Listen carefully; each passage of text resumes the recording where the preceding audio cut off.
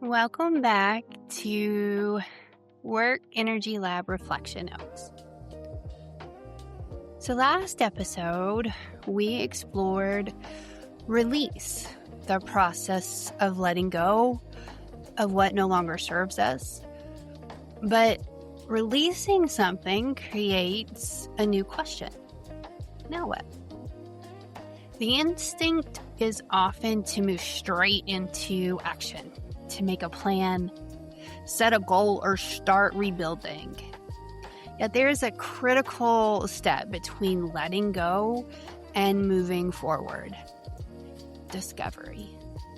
Before we decide where to go next, we need a clear understanding of where we are.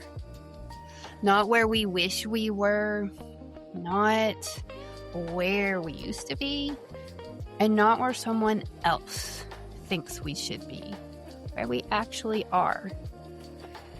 Discovery is the foundation of readiness. Without it, we risk building plans on assumptions instead of reality. So discovery without judgment is the goal here. Many people avoid discovery because they assume they will be judged or that their self-critic will come out about what they find. But discovery and judgment are not the same thing. Discovery gathers information. Judgment assigns value to it. So discovery will say, I am tired, and judgment will say, I shouldn't be tired. Discovery says, I don't have the capacity for that right now. And judgment says, I should be able to handle more. Discovery says, I need support. Judgment says, I should be able to do this myself. And one creates awareness. The other creates shame. And I do want to make a quick note that judgment, in my mind, is not the same as discernment. Those are different skills, and discernment will be addressed later. But when we blur the two together between judgment and discovery, we stop collecting useful information. And the interesting thing is that we engage in discovery all the time. Even if we don't call it that, we go to annual physicals and we review financial statements. We receive feedback. We complete performance reviews. We take assessments all the time. And we ask trusted people for perspective. And discovery isn't unusual. It's one of the most common things we do. The blind spot is that we often focus on what is easiest to measure: output and performance, deadlines met. Meanwhile, we overlook the conditions that make those outcomes possible.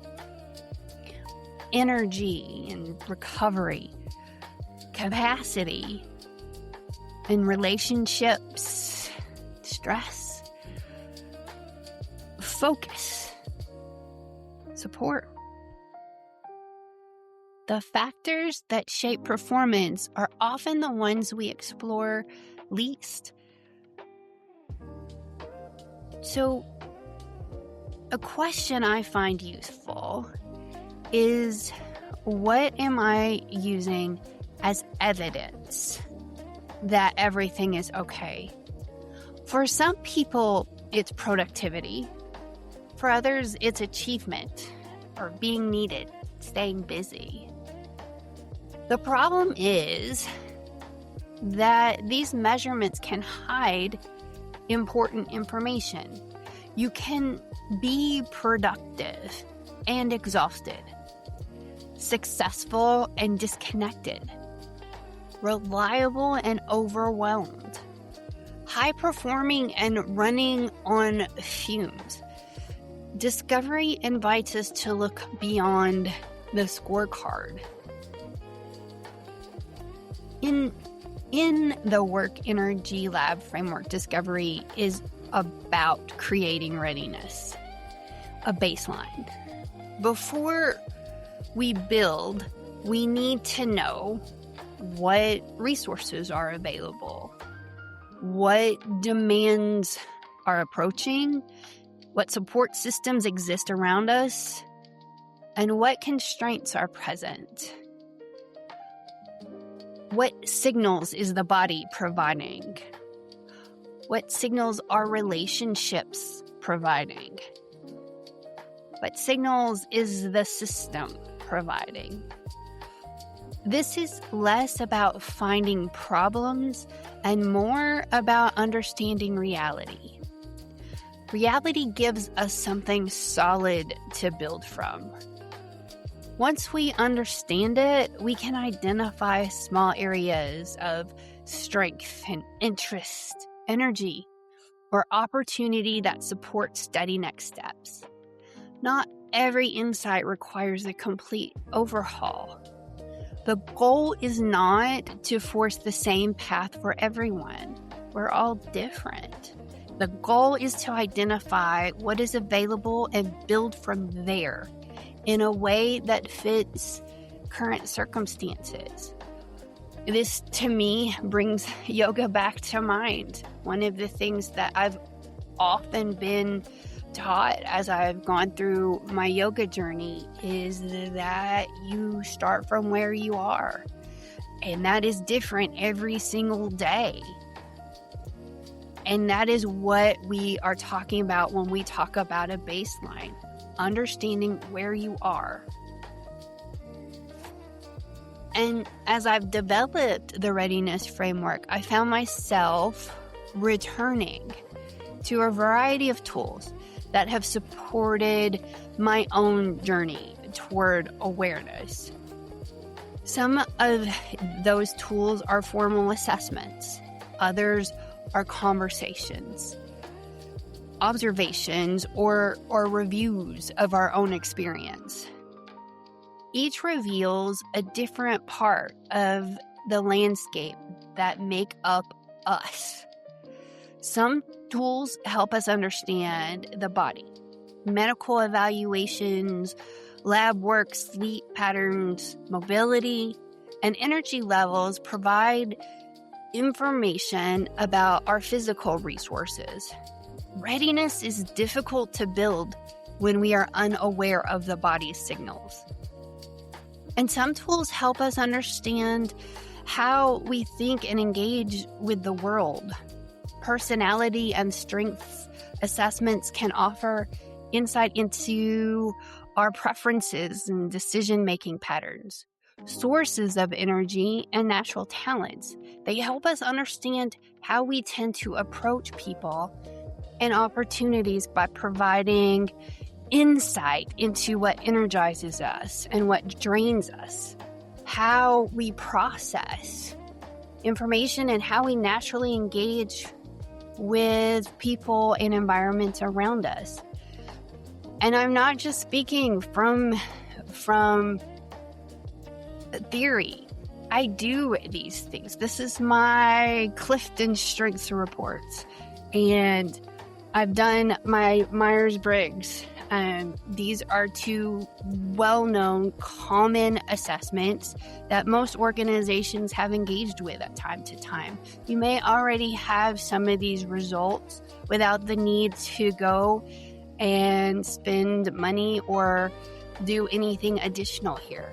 You have some of this stuff already at your fingertips just through the natural course of your own work history and the different things that organizations do to help in this space.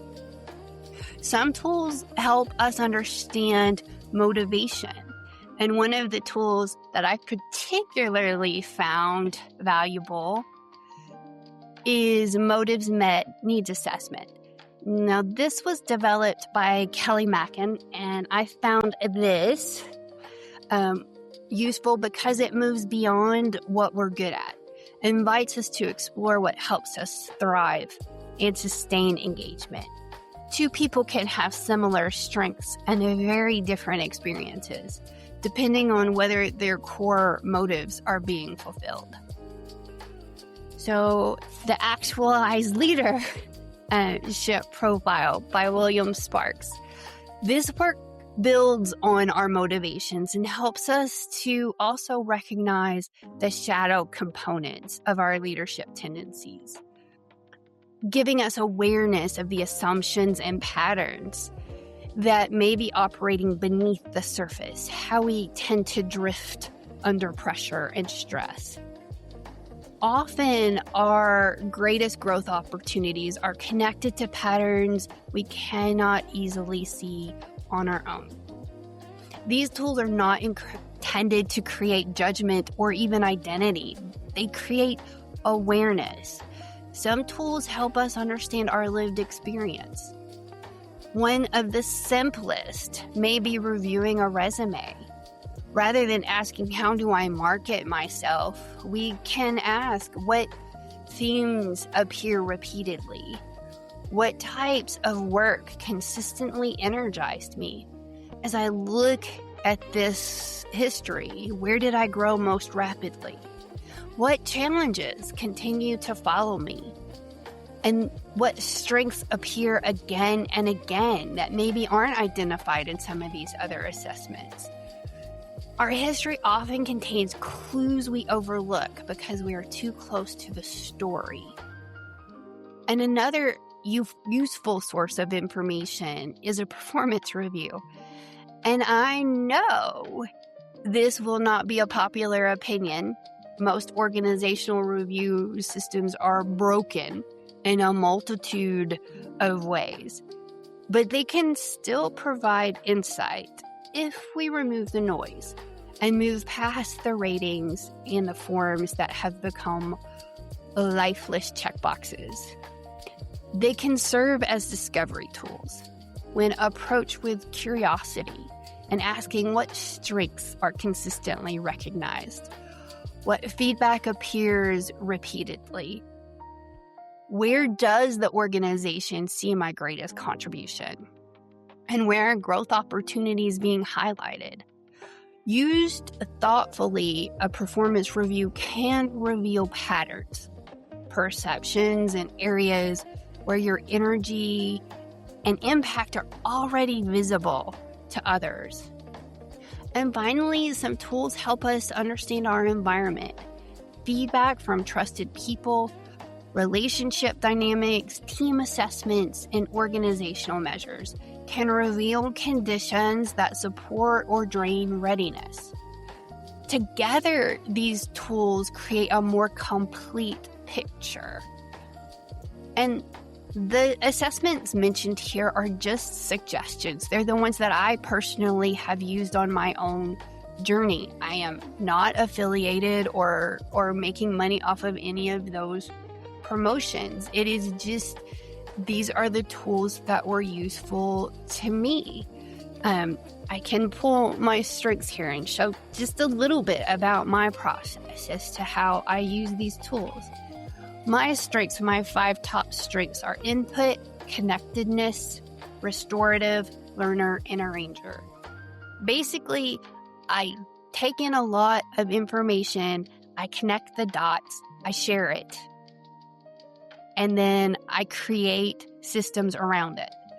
And honestly, it gave clarity to the parts of my resume that I enjoy the most when I dive into systems and when I'm really able to dive into the systems and the different relationships within an organization. Now, I'm not exactly fond of employee relations aspects, the conflict part of that, and I'm not fond of engaging outward with the public. It is not who I am as comfortable. It's not the space that I'm as comfortable in. And I think that's kind of what I get out at with these different lenses, is that they helped me become a little bit more aware of what was being buried in this. And I did these things one at a time. I started piecing these things together piece by piece until I had a better picture of what I actually wanted to do and how I wanted to present this framework and what ways would help me build on my strengths, stay motivated and in alignment with what my goals are, and also not deplete myself physically from too much extroverted activity. I can do those things. I actually do have skill at them sometimes, but they're not natural to me. It's not where I find my energy. So I have to build recovery time in to those types of things. If I go speak to an organization or in front of large groups, or even just engaged with large groups of people, I have to build recovery time in. That's who I am. That is my construction. Some people might be totally opposite. They may have to process a lot of information, analytical work, and then they need that engagement with other people to restore and build. It's about understanding those components of ourselves in a different way, not just in what we do, not just as habit, but how it creates some of the things we do and how we can adjust to kind of either build around those or build scaffolding, if you will, around the things that challenge us the most, and the ways that we can create more sustainable work going forward. The goal is not to define who we are. It's just to understand the resources, the patterns and motivations, experiences that shape our capacity so that we can make more intentional choices with how we move forward. Another part of this assessment is along the physical lines. I've been primarily focused on professional development and work, but during my processes, my body was sending me signals that I was acknowledging but didn't understand. I was tired in a way that was very difficult to explain. And I did blood work, and it was discovered that I had a critically low vitamin D levels. And what surprised me was how quickly I wanted to explain away when I felt depletion beyond what felt normal. Maybe I was just busy. Maybe everyone felt this tired. Maybe it wasn't that significant. This discovery wasn't particularly comfortable, but it revealed something I had been adapting to for so long that I had stopped questioning it. But once I accepted it and knew it, I could respond to it. This discovery didn't create the problem, it revealed it. Many times we avoid discovery because we're afraid of what we'll find. Honestly, with my history with cancer, I was afraid to explore why I was so tired. Maybe I'd find out news that rocked my world again. But avoiding that information doesn't change reality, and it delayed me getting help for something easily addressed.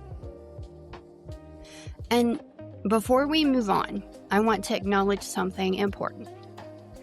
Discovery can be difficult, and sometimes what we discover invites us to see our experience more clearly, and we may recognize exhaustion we had not fully acknowledged, that our health needs attention, and that our relationships would benefit from care, that our work no longer aligns with our values, or that a long-standing pattern is influencing us more than we realized. So if you find yourself in a state of burnout, these discoveries can feel overwhelming. This is where self-compassion becomes important. Discovery is not a report card. It is not proof that you have failed. It is information. And information gives us choices. You do not need to respond to every insight immediately, if at all. You are in control of this process. And sometimes the most important step is simply acknowledging what is true and meeting that truth with kindness. And it is also important to recognize when additional support may be needed.